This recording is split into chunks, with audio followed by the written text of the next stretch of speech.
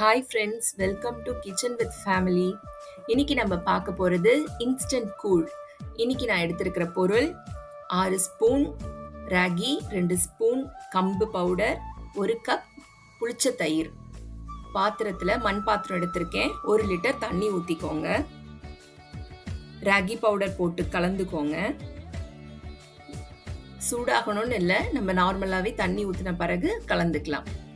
அடுத்து கம்பு பவுடர் போட்டுக்கோங்க. 2 ஸ்பூன் கம்பு பவுடர். இது ஆப்ஷன் தான். உங்களுக்கு கம்பு வேணும்னா யூஸ் பண்ணிக்கலாம், இல்லைன்னா விட்டுறலாம். நல்லா பிளெண்ட் பண்ணுங்க. ஏன் பவுடர் எடுத்திருக்கேன்னா, நம்மளுக்கு வாயில் தட்டுப்படாமல் பிள்ளைங்க சாப்பிடுவாங்க, அதுக்கு தான். ஸோ நல்லா கொதி வருது. தேவையான உப்பையும் நம்ம ஆட் பண்ணிக்கிட்டோம். நல்லா கொதிக்க விடுங்க. ஏன்னா கம்பும் கேழ்வரகும் நல்லா கொதிக்கணும். ஸோ தாராளமாக கொஞ்சம் தண்ணியாகவே அதனால் இருக்கிறதுனால நல்லா வேகும். இதுக்கப்புறம் ஒரு 10 மினிட்ஸ் ஃபேனுக்கு கீழே ஆற விடுங்க. நெக்ஸ்ட் அந்த தயிர் எடுத்திருக்கேன் இல்லையா, அதை நல்லா பிளெண்ட் பண்ணிக்கிறேன் நான் மிக்சியில். ஸோ கூழ் ஆறிடுச்சு. பிளெண்ட் பண்ண தயிர் எடுத்து நான் கலந்துக்க போகிறேன்.